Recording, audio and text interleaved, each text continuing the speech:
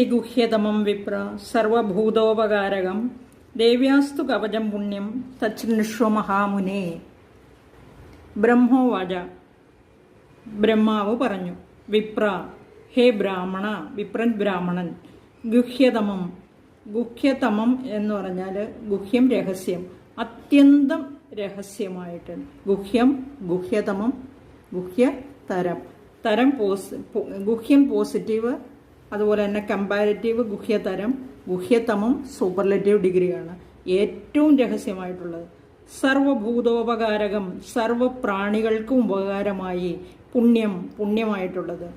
ദേവ്യാസ്തു കവചം അസ്ഥി, ദേവിയുടെ കവചമുണ്ട്.